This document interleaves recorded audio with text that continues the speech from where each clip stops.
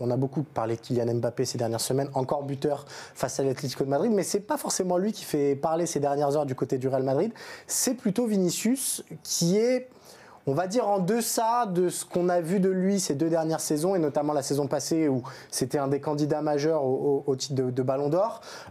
Dans les stats, c'est encore OK, on va dire. Je crois que c'est 16 buts et 10 passes, toutes compétitions confondues.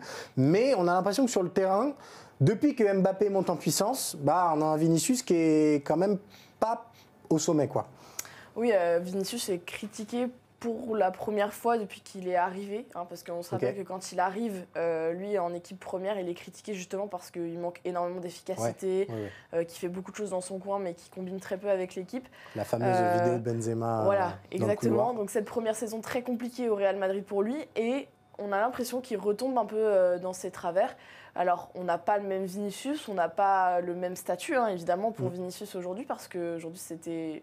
La saison passée, en tout cas, c'était la star du Real Madrid. Cette saison, il s'est fait voler de la vedette par Kylian Mbappé. C'est difficile pour lui d'un point de vue sportif, parce que avec ce nouveau rôle qu'occupe Mbappé devant Bellingham, Mbappé dézone énormément, c'est-à-dire qu'il n'est pas seulement numéro 9, il va parfois aller à gauche, parfois aller à droite, mais beaucoup plus à gauche, évidemment. Donc, il prend un peu de l'influence de Vinicius sur son côté. Et puis, au-delà de ce côté sportif, il y a son comportement sur le terrain qui agace les arbitres, déjà, parce qu'il n'a jamais pris autant de cartons jaunes que lors de cette saison-là, et qui agace aussi ses coéquipiers, parce que si on regarde le match contre Leganés en Coupe du Roi, Modric, en toute fin de match, le gronde un peu parce qu'il ne s'est pas replacé sur un corner alors qu'il y a de 2 et que le Real peut potentiellement perdre, parce que sur ce corner qui est pour Leganés, Vinicius tarde à revenir. Modric le gronde et Vinicius lui répond, lui faisant comprendre que ça suffit.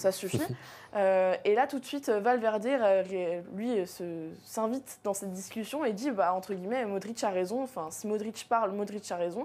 Ce que va dire ensuite Carlo Ancelotti en conférence de presse.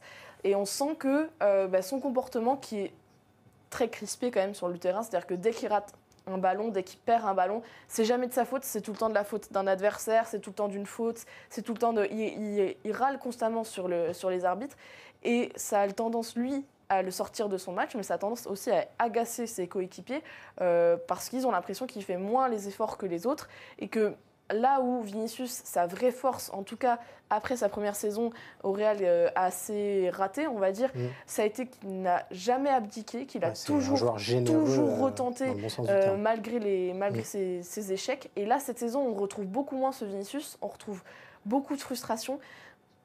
Et évidemment, ça fait parler parce que de l'autre côté, on a sur l'aile droite Rodrigo. Lui, à l'inverse, on en parle beaucoup aussi au Real, mais en très bien, parce que c'est lui le joueur le plus décisif lors du derby ce week-end. C'est lui qui fait tous les efforts défensifs pour tenter d'égaliser un peu ce quatuor qui ne joue pas beaucoup, ne défend pas beaucoup. Donc, il pâtit aussi un peu cette comparaison avec Rodrigo qui, on rappelle, de base est formé pour jouer côté gauche. Et quand il a joué côté gauche à Leganés en Coupe du Roi, Rodrigo a été encore excellent. Donc c'est dur pour Vinicius dans ce contexte-là de se faire une place et de redevenir un peu la star qu'il était la saison passée.